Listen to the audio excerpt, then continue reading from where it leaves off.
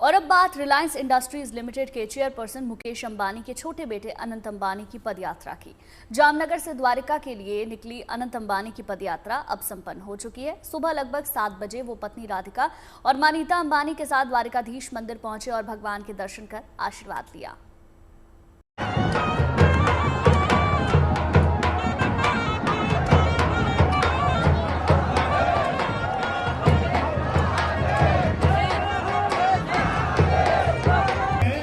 ढोल नगाड़े झांझ बजीरे के साथ हनुमान चालीसा का पाठ,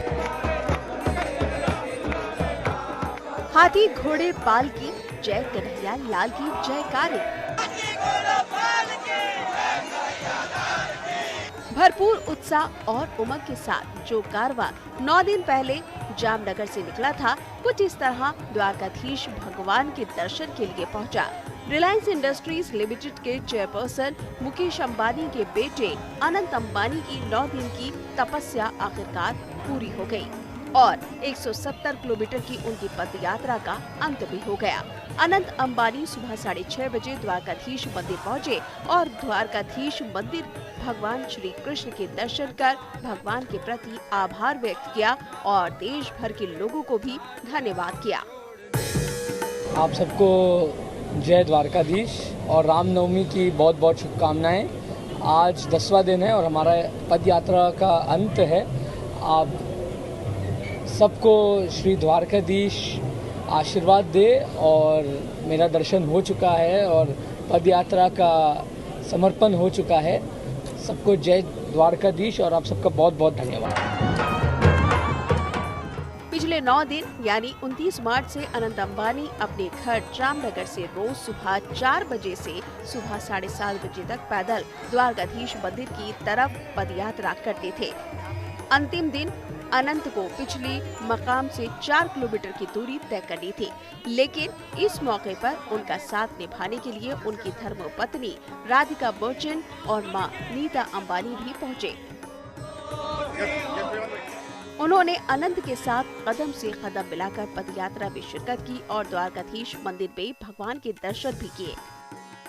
आज अनंत का 30th बर्थडे है और अनंत की इच्छा थी कि शादी के बाद वो इधर चल के आएंगे हमारे घर से, जामनगर से, और बहुत साल से ये इच्छा थी पर कोई साल नहीं हो पाया, कोई साल, और ये साल उन्होंने अपना मन लगा के ये कर दिखाया मुझे और मुझे बहुत गर्व है इन पे कि आज हम इनका बर्थडे श्री द्वारकाधीश के साथ सेलिब्रेट कर रहे हैं। Thank you everybody. और जो भी घर से उनको ये दुआ देते रहे कि उनका पदयात्रा सफल हो, उनको भी हमारी तरफ से थैंक यू वेरी मच कि आपकी उम्मीद हमारे साथ रही। Thank you.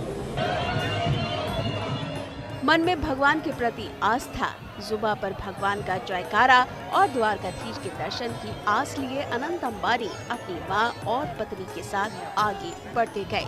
भगवान के प्रति उनकी अटूट श्रद्धा ही कहिए कि 9 दिन तक रोज पैदल चलकर भगवान के आगे शीश झुकाने की आस लिए अनंत आगे बढ़ते गए।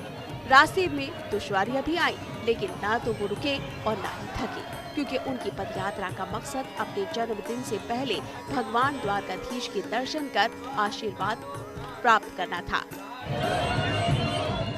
धूप और गर्मी से बचते हुए तड़के वो अंधेरे अनंत अंबानी की धार्मिक और आध्यात्मिक यात्रा का ये कारवां जैसे जैसे आगे बढ़ता, आम लोगों के साथ खास लोग भी इस अद्भुत यात्रा में शामिल होते गए।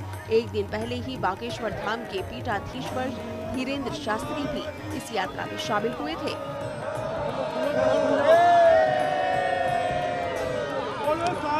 हनुमान जी महाराज। अनंत अंबानी की इस पदयात्रा के दौरान कई पड़ाव आए। कहीं आम लोगों ने बीच रास्ते में उनका स्वागत किया, तो कहीं स्थानीय लोगों ने उन्हें कई उपहार भेंट किए। कहीं महिलाओं ने तिलक लगाकर स्वागत किया, तो कभी पशुओं के प्रति अनंत का प्रेम भी झलका।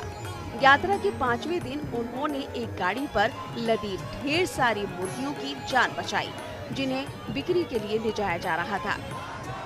जहाँ भी रास्ते में गाय दिखी, तो उसकी सेवा भी अनंत ने मन लगा कर की। अनंत अंबानी की ये पद यात्रा 6 अप्रैल यानी रामनवमी के दिन द्वारकाधीश मंदिर में संपन्न हुई और अब माना जा रहा है कि 10 अप्रैल को अनंत अंबानी का जन्मदिन है, जो वो द्वारका में ही मनाने वाले हैं। Bureau report, good news today.